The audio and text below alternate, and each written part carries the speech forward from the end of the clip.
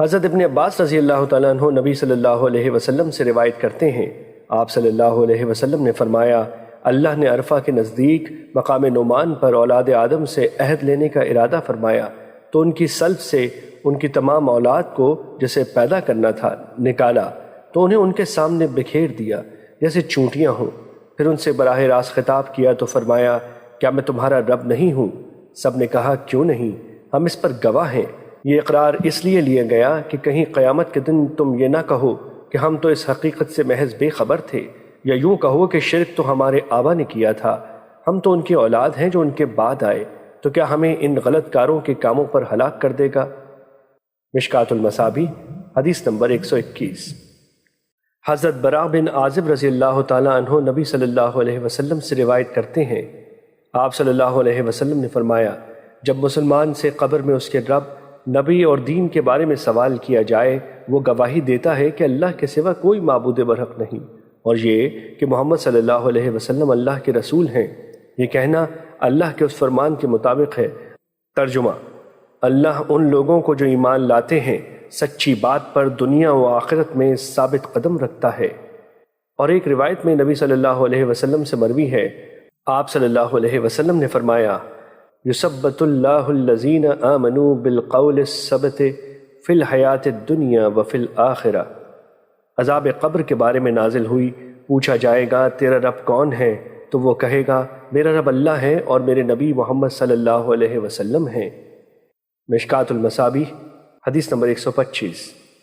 حضرت انس رضی اللہ تعالیٰ عنہ بیان کرتے ہیں، رسول اللہ صلی اللہ علیہ وسلم نے فرمایا، جب بندے کو اس کی قبر میں رکھ دیا جاتا ہے اور اس کے ساتھی واپس چلے جاتے ہیں تو وہ ان کے جوتوں کی آواز سنتا ہے۔ اسی اثنا میں دو فرشتے اس کے پاس آتے ہیں تو وہ اسے بٹھا کر پوچھتے ہیں، تم اس شخص محمد صلی اللہ علیہ وسلم کے بارے میں کیا کہا کرتے تھے؟ جو مومن ہے تو وہ کہتا ہے، میں گواہی دیتا ہوں کہ وہ اللہ کے بندے اور اس کے رسول ہیں۔ اسے کہا جاتا ہے، جہنم میں اپنے ٹھکانے کو دیکھ لو، اللہ نے اس کے بدلے میں تمہیں جنت میں ٹھکانہ دے دیا ہے۔ وہ ان دونوں کو ایک ساتھ دیکھتا ہے۔ رہا منافق و کافر شخص تو اسے بھی کہا جاتا ہے، تم اس شخص کے بارے میں کیا کہا کرتے تھے؟ تو وہ کہتا ہے، میں نہیں جانتا، میں وہی کچھ کہتا تھا جو لوگ کہا کرتے تھے۔ اسے کہا جائے گا، تم نے حق بات سمجھنے کی کوشش کی نہ پڑھنے کی۔ اسے لوہے کے ہتھوڑوں کے ساتھ ایک ساتھ مارا جائے گا تو وہ چیختا چلاتا ہے جسے جن و انس کے سوا اس کے قریب ہر چیز سنتی ہے۔ مشکات المصابیح حدیث نمبر 126۔ حضرت عبداللہ بن عمرو رضی اللہ تعالیٰ عنہ بیان کرتے ہیں، رسول اللہ صلی اللہ علیہ وسلم نے فرمایا، جب تم میں سے کوئی شخص فوت ہو جاتا ہے تو صبح و شام اس کا ٹھکانہ اسے دکھایا جاتا ہے۔ اگر تو وہ جنتی ہے تو وہ اہل جنت سے ہے، اور اگر وہ جہنمی ہے تو پھر وہ اہل جہنم میں سے ہے۔ پس اسے کہا جائے گا، یہ تمہارا ٹھکانہ ہے، حتیٰ کہ اللہ قیامت کے دن تمہیں اس کے لیے دوبارہ زندہ کرے گا۔ مشکات المصابیح حدیث نمبر 127۔ حضرت عائشہ رضی اللہ تعالیٰ عنہ سے روایت ہے کہ ایک یہودی عورت ان کے پاس آئی تو اس نے عذاب قبر کا ذکر کیا اور ان سے کہا، اللہ آپ کو عذاب قبر سے بچائے۔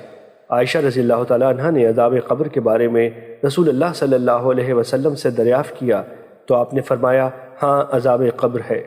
عائشہ رضی اللہ تعالیٰ عنہ بیان کرتی ہیں، میں نے دیکھا کہ آپ اس کے بعد جب بھی نماز پڑھتے تو عذاب قبر سے اللہ کی پناہ طلب کرتے تھے۔ مشکات المصابیح حدیث نمبر 128۔ حضرت زید بن ثابت رضی اللہ تعالیٰ عنہ بیان کرتے ہیں، اس اثنا میں کہ رسول اللہ صلی اللہ علیہ وسلم اپنے خچر پر سوار بنو نجار کے باغ میں تھے، جبکہ ہم بھی آپ کے ساتھ تھے، اچانک خچر بتکا، قریب تھا کہ وہ آپ کو گرا دیتا۔ وہاں 5-6 قبریں تھیں۔ آپ صلی اللہ علیہ وسلم نے فرمایا، ان قبروں والوں کو کون جانتا ہے؟ ایک آدمی نے عرض کیا، میں۔ آپ نے فرمایا، وہ کب فوت ہوئے تھے؟ اس نے کہا، حالت شرک میں۔